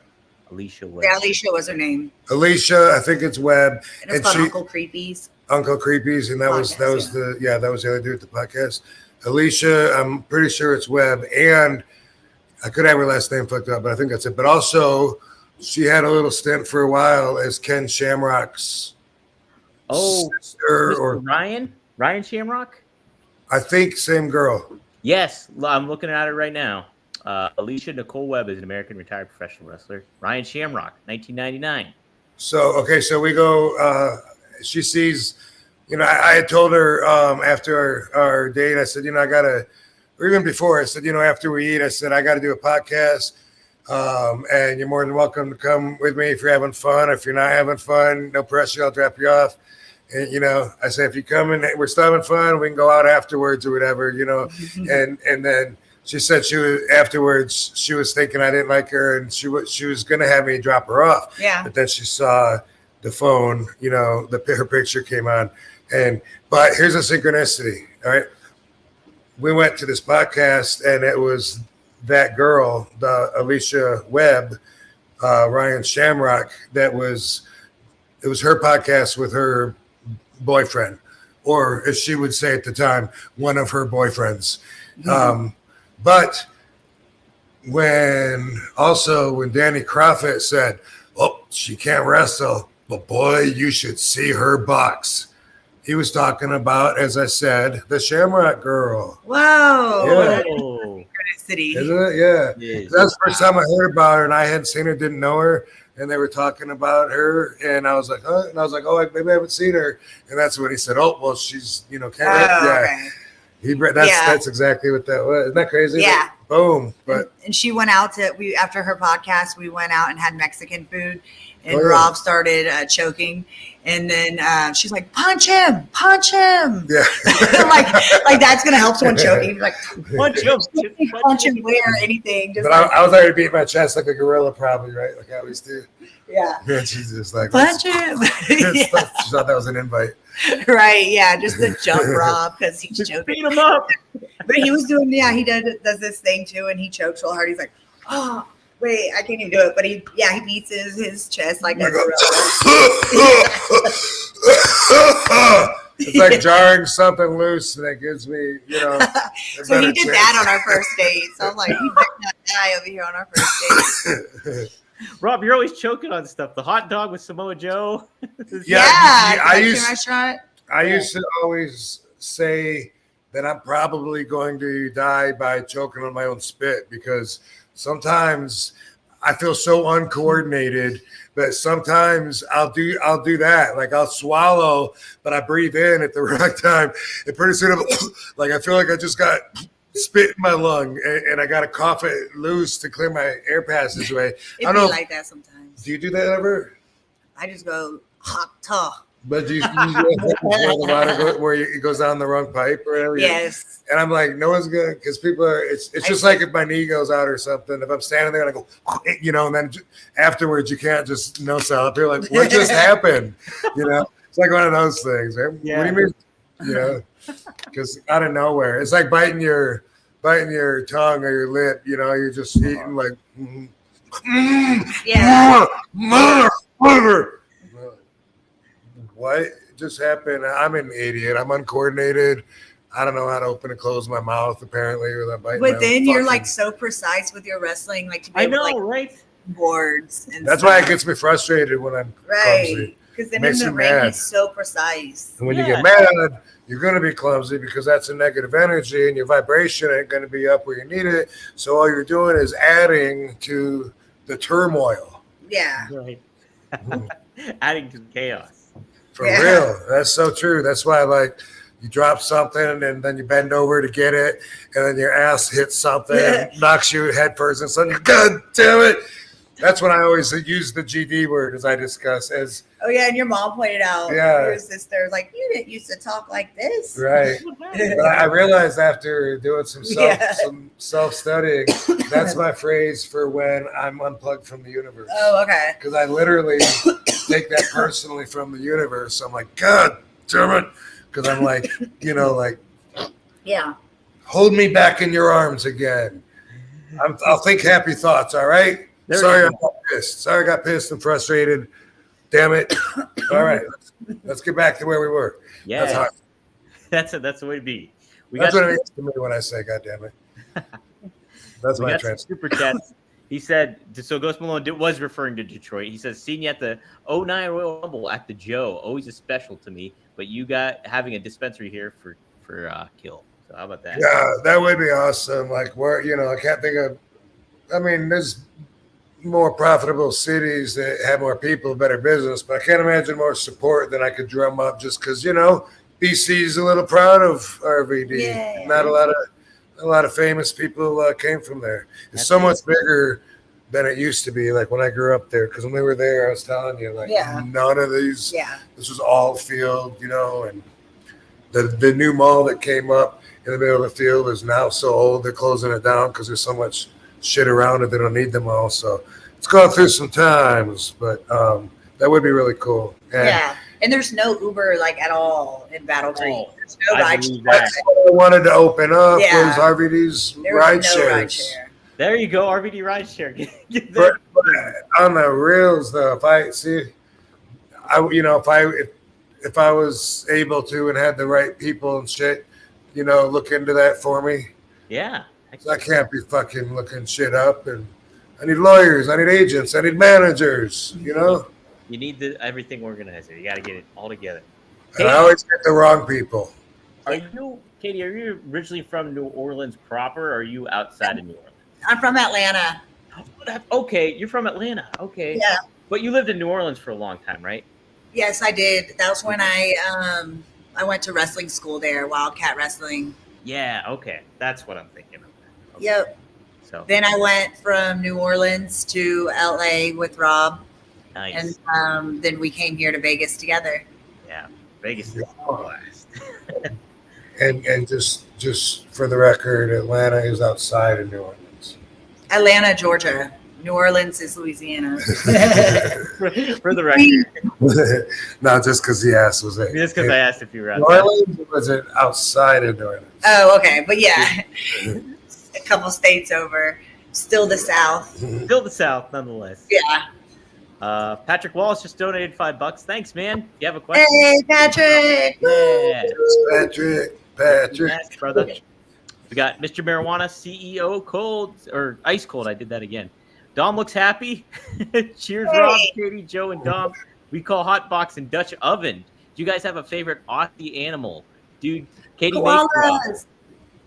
Should we? Katie makes Rob. Thank you. Should we tell them what Dutch oven means to us, or, Yeah, you or want to just? know what Dutch oven means just once? It's a little different I'll tell here. him. Dutch oven here means like if you're laying in bed with your partner and then you fart under the blanket and then you push the blanket over their head so that way you like smother them in your fart. Yeah. That's what it means here. But hot box means smoking weed like in a tight space so that way you get high off of the air that's compressed in there, like in a car. So this one was hot boxing. So they literally was hot boxing us by shooting all the weed, having smoke in our face, suffocating us in the smoke while we're fighting and boxing in the boxing ring.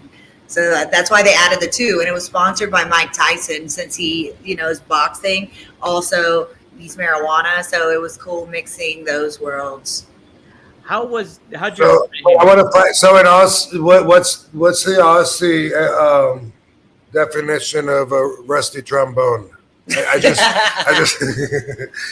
wanted to know. And also, you want to know our favorite Aussie animal. We love the animals there. We went to a few times. We've gone to the zoos. Any chance we go to Australia, we always go to the zoos. And we love koalas. Koalas are great. And Kangaroos and joeys. Joey. yeah, love kangaroos. But as I hope a lot of my fans could answer this for me. But if not, then, you don't know my spirit animal. I know what it is. The platypus. Yeah. When I go to Australia next time, I'm bringing back a damn duck-billed platypus. Yeah. I do want to meet one. I had somebody the other day. Was that in Montreal? In Montreal, I had a guy there that worked at the zoo and asked if I wanted to hold like a big snake or whatever. And I'm like, no, I'm good, dude. But I said, bring me a fucking platypus. And he was actually like, we have one. And I was like, how are they with people and shit? And he was like, let me make some calls. I'll see if I can get it to come by tomorrow. And I'm like, I'm leaving in the morning. Like, damn, like really? But I don't know if he would have done it or not. But it was cool talking to him. Love otters, which might not be an Aussie animal, but you might have an Aussie, but love otters and duck-billed platypus.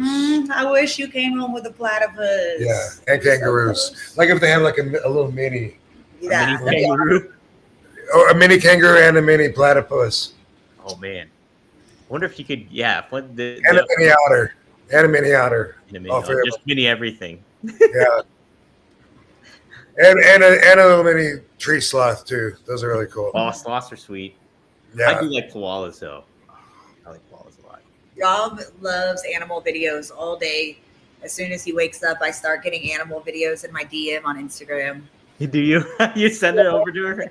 Cute things, cuddling. And I love animals interacting with each other, especially if it's like in nature. It doesn't have to be in nature, but it's like it just like proves like that they have these feelings and relationships, and it's like I was watching a show. I can't remember what the whole show was about, but one thing that I picked up from it, they said, "Did you know the difference Dom, do you know the difference, according to the show that I watched, between wolves and dogs? No, besides like wolves are more feral, obviously, but So according to the show, it said that wolves became dogs. That it was a domesticated evolution from a wolf. And what makes it different is that, according to this, the dogs have eyebrows, so they have more expression on their face. According to this, I mean, I don't think that I don't know that wolves don't have eyebrows, but also the even bigger fact, according to this, it said the dogs have release oxytocin in the brain, which means that they're able to love. And so that implies that wolves aren't able to love. But I no longer believe that after watching all these fucking Instagram videos of every animal interacting with each other, playing with each other, being happy when they see each other. And like, there's so many on there that blow my mind. And like cows, like I don't, it makes me feel bad for eating animals because they obviously have a spirit, emotion, and man, when they capture it, especially with them interacting with each other or even with people, you know, when they're really happy and playing with the people and stuff, their owners. Even the little skunk, he sent me a baby skunk and it was happy and it was like patting its feet. But there's nothing. They eat elephants, you know, I fucking seen it all. It's like, it makes me think that they all release oxytocin. Absolutely, yeah. I saw one where a cat was interacting with a baby owl, and I was like, "Oh, that's too cute." Right? Yeah. Yep. So yeah, when they're supposed to be enemies and shit, lots of that. And I remember seeing wolves. Like one in particular video that stands out in my mind right now. There's like a tunnel that goes, I don't know, presumably under a street or something. It's like a walkway, sidewalk into a tunnel, and the little guy was like, the wolf, maybe it was a coyote, same thing to me, so I don't know, but it was marching along and it stopped and looked and it was waiting for its friend, and it had like a little, I don't know if it was a hedgehog or something, and it was waiting for it, you know, and it waited till it caught up, and then they like both went up together. Yeah. I love it. I love those two. Those are probably my favorite kind of videos. It's coming across. We're not around and they can be themselves. Right. Yeah. That's probably what it is. That's exactly what it is. We got some other zoos, like they're not their happiest in the zoo. Right. No, right? No, they're in jail, yeah. Right? I remember going to the Chicago Zoo that's in like Lincoln Park or whatever. And like there was just this poor giraffe that was just like walking around in circles, and I only have like they're stressed when it's pacing. Yeah, bad. I was like, that giraffe is not happy. Yeah, but by the way, I do not feel the same way about reptiles. Oh yeah, yeah. Like they don't have a soul. Even fish, although I have seen videos of someone that, like a kid that throws the fish out in the water, when it lands, it swims right back to him and he picks it up and he keeps doing it over and over. Have you seen that? Mm-mm. Yeah. But when I went fishing lately, it seemed weird though. Like it seemed like hard to kill. It's something that's fighting for its life. Like even though I knew we were gonna eat it for dinner later, so I'm like, it's dinner. Like think of it like that. But it's still like just something that's flailing. It's hard to like just could you like carve it right there out on the boat. Got it. Like I was like, that still feels like serial killer Jeffrey Dahmer. Yeah. Fish. Check this out. I don't know if you've seen this. Some probably also on Instagram. There's a picture, and there's a boat, and the dude's fishing, right? And there's an adult fishing, and he's got like kids behind him, and then the fishing line goes down to the water. And then there's like a big fish, and then there's two little fish behind him, right? Okay. And up above, the kids say, "Dad's trying to feed us." And down below, the fish say, "Dad's trying to feed us." And the fish is going for the worm on the hook. Oh.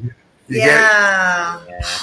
Making that comparison, like, oh. I know, but then I felt what did make me feel better when I was fishing was I only caught 2 fish, and we did eat them for dinner. But I fed a lot of fish because we were using fresh shrimp, and then I kept having to rebait my wire thing. Yeah. I kept having to rebait it, and the fish would come over and nibble it off. and then swim away. So it's like, at least I helped the community in some way. Yeah, there you go. Yeah. I killed 2 fish, but I fed 15. There you go. Yeah, Dad's trying to get us food. That's sad. Yeah, that really was. Yeah, but any hunter, I've had the conversation. Any hunter is gonna say like, well, you either got to do it or have someone do it for you, and they're right. And that's unless we become vegetarians, which I may someday on the moral grounds. Yeah. Because I do feel guilt for that, when do you guys think you could do it, like make that transition to vegetarian? I think if we you want, don't even like fish though. What is that thing? One of them. Somebody wait. Vegan is where you don't eat anything. Basically. No fish for the vegan. And no dairy. And fish is okay. Vegetarian is dairy okay? You're a vegetarian. I can still eat yogurt. Yeah. And sugar-free cereal. I'm good. Yeah. Peanut butter. Yeah. I'm good. For sure. Yeah. And one of the YouTube people that you're inspired by, I think you told me he's a vegetarian and he's like there, and he's still jacked, so it's possible. True, yeah. Well, I think we could, and it would be a matter of it being important enough to us, more important than, the flavor of a hamburger. You know what I mean? Right. Like right now, the flavor of the hamburger is still going to weigh out, and the convenience. But there's good fake meat. No, okay, I haven't had any. I believe there is some. Yeah. What do I? I like bean burgers. I like black bean burgers and stuff. I used to like Boca Burger. Yeah, Boca burgers are good. Oh, wait, I can't remember. Boca was the one I'd eat that was vegetarian. I could definitely give it a try. Yeah, I think. Yeah. There's a brand Dr. Prager's that's really good. I like those. They're like sweet potato versions. They have some good ones there. What is this one? Mr. Marijuana. Ice Cold says a taxi with Pop-Tarts, cereal, weed, and munchies. A taxi with Pop-Tarts? I don't know what that means. Well, Rob's always said it'd be cool to have a smoking taxi. Oh, we were talking about the ride share. Yeah, and he actually has said that, like in Vegas or wherever, like the weed's legal, like that. That'd be cool if you could pick someone from the airport, they could smoke in your car. Right. Yeah, because the hotel don't want them smoking once they get there. Mm-hmm. Right. There you go. That would be a good way to do it. I wonder, you would have to, especially if the cabin is secluded from the driver's, like the passenger's cabin is going to be secluded from the driver's cabin so that you can't, nobody can complain about the driver, being in unsafe conditions. And they can come prepared with a little cooler in the back for cold drinks and the snackies. All these ideas, man. That's why I got to take some time off the road and just see all this stuff through. I got too much shit. Well, you're having time off here upcoming though, right, Rob? Yeah, I got a few weeks off. Yeah, so right now, last week, well, I just got home Monday night. I'm still technically in my brain dead ish days. We're a little sharper tomorrow than I am now. I came home one day later than I normally do. Yeah. So because I worked Sunday. And then I came home Monday, but my flight got delayed and then more and more. And I got stuck in Atlanta. And anyway, that is some of the fun of traveling. But so my recovery on this week is taking a little bit longer than our normal Thursday shows when I'm sharp. You're doing good, baby. Yeah, all right. Yeah. Oh.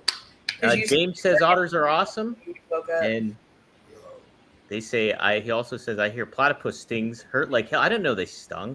Platypus stings? They have venomous claws, so they're actually really dangerous, which is pretty cool, because what mammal has venomous claws? I think maybe none. Yeah. Excuse me. Sorry to interrupt.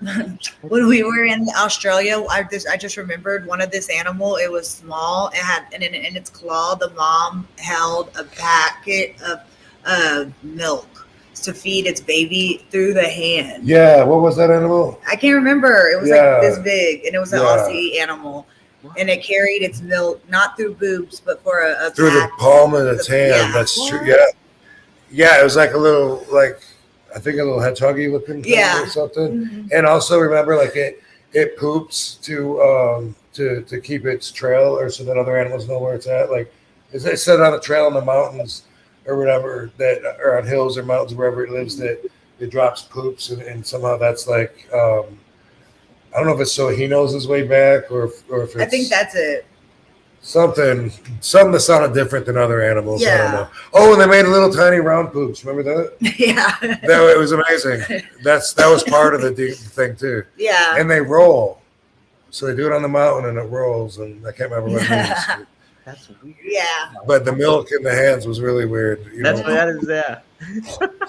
Yeah. The feed its use. Yeah. How about that? That's amazing. Unsweet Tish, thanks for the $5. He says, "What's good, Van Dam fam? Any good memories of Paul London? Also, who throughout your WWE years were cool with you being a stoner versus clashing over it?" So, any good memories of Paul London, and who was cool with you being smoking weed versus giving you a hard time about it? Yeah, I've always gotten along well with Paul London, and he's been someone that I enjoyed spending time with. He was let me see. I'm trying to say the other one. He was, younger than me, and I think he looks up to me, or did, or had that kind of a position, kind of like not a complete understudy, but like that potential. When we were around, like he was cool. I took him. Like I feel like. Well, one thing I did was that he had never been high. He wanted to try to get high. We're in a hotel room, and I had some really good fucking weed, and a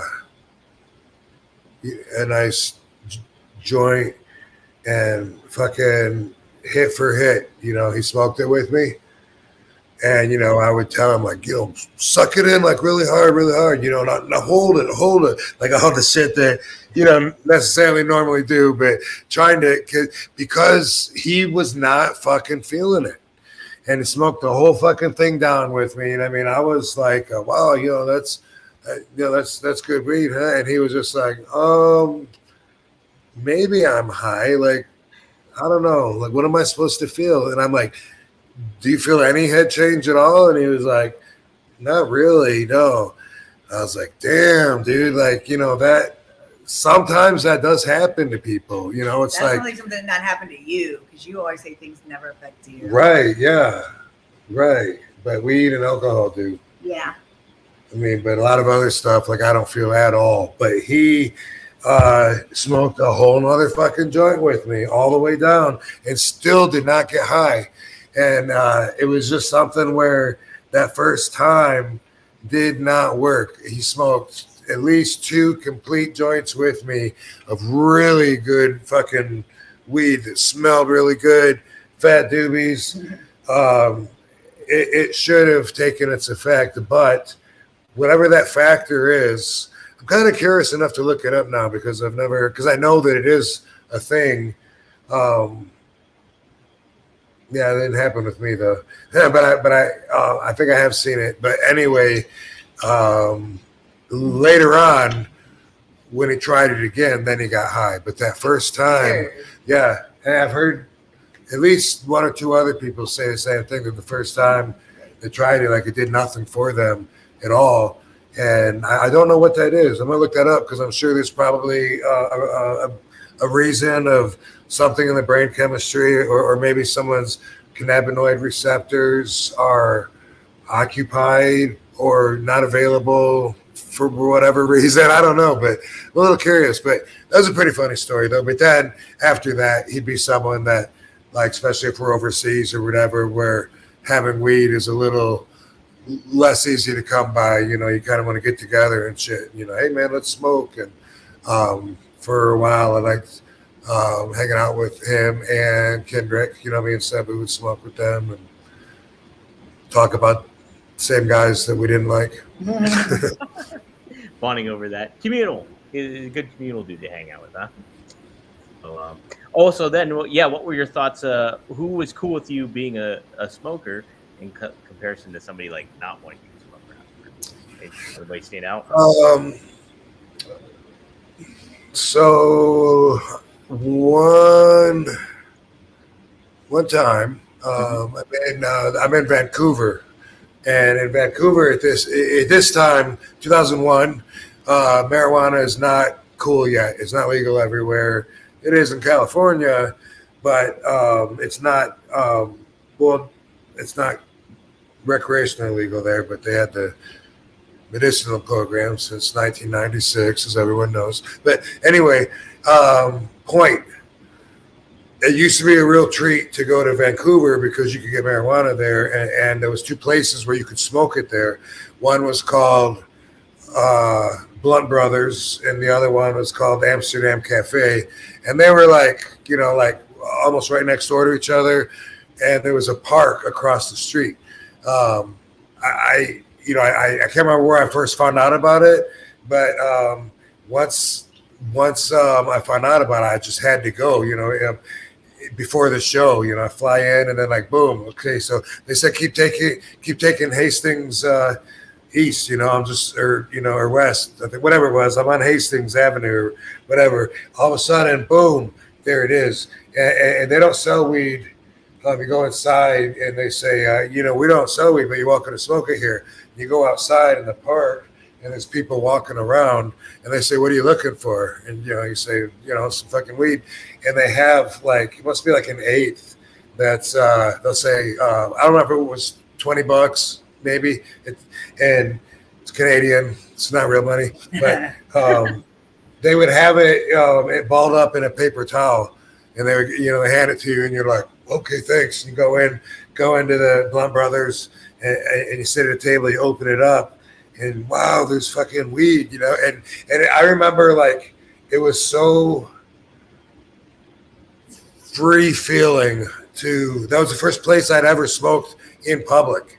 And I was like, oh my God, I rolled up and I'm hanging out at this fucking cafe and people are judging me for smoking. I hadn't been anywhere else at this time in 2001 where I was actually out in the business and it was cool to smoke. And I remember just feeling like, wow, this is awesome, man. This is how baby girl. Anyway, I'm enjoying. This is a different time. I became a regular there. Big surprise, right? One time I'm in there enjoying my freedom, and in walks two WWE agents. Mr. Gerald Briscoe, Bruce Pritchard, two guys that I didn't know that well. I hadn't been there that long in WWE. I'd heard some stuff, didn't know if I could trust these guys, and they came in and, hey, whatever, we acknowledged each other, but didn't say by each other, I don't think. I think I helped them out. Maybe I gave them my weed or something. I don't know. But they always after that wanted me to know that they were cool with me smoking. They wanted me to know that, that I could count on them. But I never knew, it took many years till I developed relationships with both of those. And when I would come in to the arena reeking like I'd been smoking in my car because I was smoking in my car, it would be like one of those. It might be Bruce, and he might be like, "Yeah, no, I don't mind, Billy. I'm just letting you know. You might want to. I'm just letting you know you reek like it, just in case you want to." And I'd just be like, "What's your real motivation, bro? Think of all the stories I heard of him and stuff." But they were cool, and I'm cool with both of them. And Jerry, he's a good dude, Jerry Briscoe. Straight up genuine. And anyway, they were okay with the reefer, but I wasn't so sure because I would get some heat for it. I remember one time Stephanie, not long after this, that Stephanie told me one time, just at least be discreet about it. Don't throw it in our face, come in reeking like it. And I'm like, well, I just came in and there you are. What am I supposed to do? And she said, well, at least change your shirt or something, just try and be discreet. That happened. There's your answers. All right. No, Nash told a good story about Jerry Briscoe. They were smoking on the back of the bus or something like that. And Jerry comes over and he's like, man, I thought the boys were dead. And he started smoking with them. So, Yeah, he's super cool. yeah. I like his kid just because I like him so much. Yeah, Wes is a good dude. Wes. Yeah. All right, we'll close it out with this here. Boom. Mr. Marijuana Ice Cold. Thanks again for the $5, man. Bro, behind every one of a kind is a one of a kind woman. Rob and Katie are the besties like me and my girl. Why do we always get more stoned away from home? Good stuff. So, guys, yeah, what do you guys got planned moving forward? Like, anything you want to plug or get over or anything like that moving forward? Everybody can follow me on social media. I got deleted a while ago, so if you think you're following me, you're probably not following my new page. On Instagram, it is Katie Forbes, the number 4 real, Katie Forbes 4 real, and Twitter or X is the THE Katie Forbes. There we go. And Rob, you're taking the weekend off, right? You guys don't have anything. You don't got any traveling, right? So you're good. No. I feel like I got something to do, but it's local, but it's not business. And then something like we're somewhere, I think Cleveland, I don't know, but somewhere in a few weeks. But also something we're talking about. Oh no, you already said you're coming to Vegas for Cauliflower Alley Club, but Yay. I think that was maybe before we started recording. Yeah. Well, Cauliflower Alley is going August 19th through the 21st, I think. And yeah, I will be there. It's going to be good times. Look forward to seeing you guys. Fonzie's going to be there. Kurt Angle will be there. He's getting, is it a Lifetime Achievement Award? I think so. Yeah, a referee. What's the one I got? The judo, not Jean LaBelle. The Les Thatcher. Yeah, thank you, baby. Whoa, listen to baby. Good job. Oh, there we go. Les Thatcher. The Les Thatcher Award. I don't know, because who knows? But anyway, I'm gonna be there for him. It's gonna be good stuff. I'm looking. Yeah. We love CAC and what they stand for. Looking forward. Yeah, they care about the boys. That's the great thing about it too. It's such a positive kind of thing for them to do, and they're always looking out for everybody on that. So that's great. Great to cool. So cool, guys. Thanks everybody for the super chats and chiming in. If you guys like what you're seeing, be sure to like Rob's YouTube channel at The Real RVD. You can also get new episodes every week, Monday at 4:20 p.m. at rvdtv.com. And also, we're a part of One True Sport. So if you go to onetruesport.com, you can get this RVD hat. There's an RVD tank top, and we got an RVD t-shirt too. We'll get more to come on that too. All that.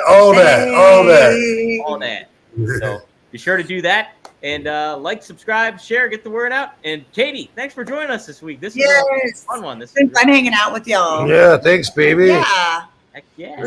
Awesome, man. Thanks, Dominator. Thanks, Van Dam. All right, we'll see you next time here on Hanging out. Yeah. All right. Peace out, boys.